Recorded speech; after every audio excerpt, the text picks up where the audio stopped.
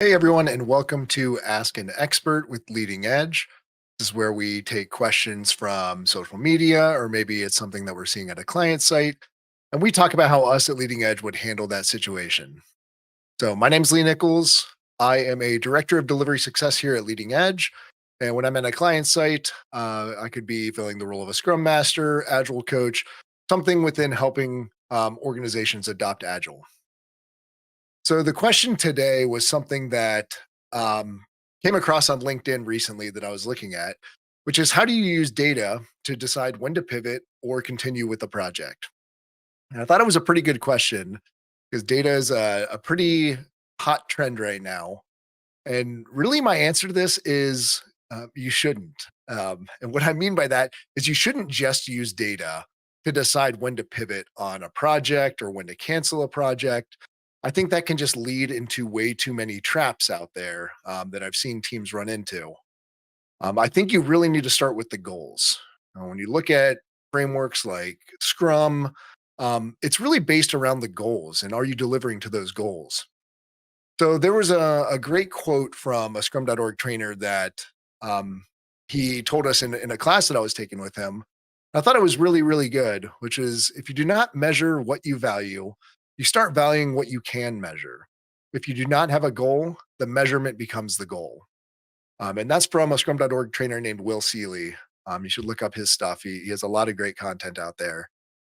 But I think that resonates with me because I've been on so many teams where the measurement of success is things like how many features have we delivered or how many story points is this team delivering? And please, please do not use story points as a measurement of success.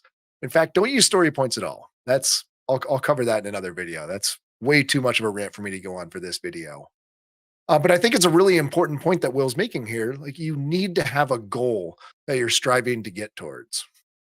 And lucky for us, there's a great framework that scrum.org put together, which is called evidence based management.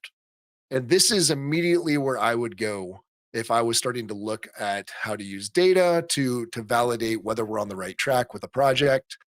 The most recent update was in May of 2024, so it's fairly up to date at the time of this recording. It's only 16 pages long. Highly recommend everyone go out and read this. But there's so much content in here. I'm going to skip over the goals and the what is value is according to this guide.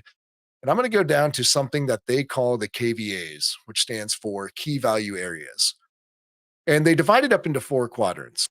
At the top here, you can see there's unrealized value and there's current value. And these are things that are external to the organization. So these are things that maybe your end users are experiencing. Unrealized value in the upper left, what is the potential value that can be delivered? This is a very much a snapshot of the future. This kind of talks about where the organization is trying to go. In the upper right is current value, which is what is the value that we're currently delivering. This is a snapshot of the present. What are the things that we're doing today that are valuable to end users? And then on the bottom here, there's two areas called ability to innovate and time to market. And these are things that measure your organizational capability. And these are things that are very internal to the organization about your ability to deliver value. So looking at the bottom left one, ability to innovate, how effective are we at delivering value? What's stopping us from delivering things to our end users that they want? And time to market, how quickly can we deliver that? And then inversely to that, how quickly can we learn from what we delivered to make sure that is what our end users are actually looking for? So I'm going to go to the appendix here because Scrum.org did a great job of giving some examples of what some of these KVAs look like.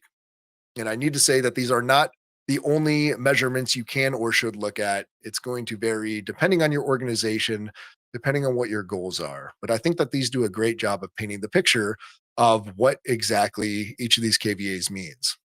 So if you're looking at current value, you might look at customer satisfaction, customer usage index, what features are they using in our product today?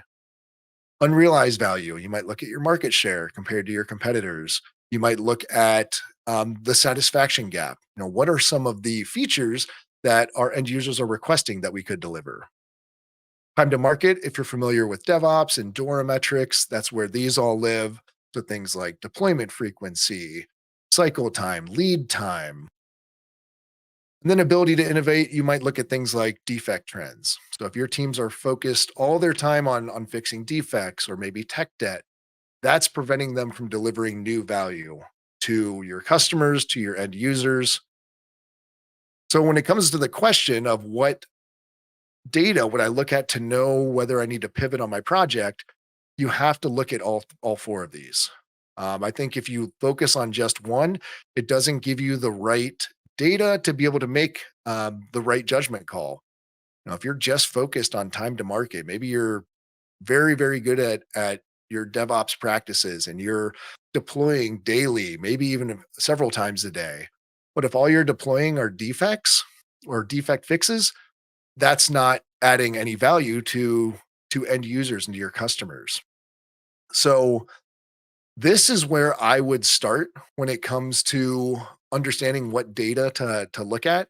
I would first make sure that goals are in place, and then I would lean on EBM and look at the KVAs to make sure that we're delivering across the organization, that we're delivering what value our customers are looking for.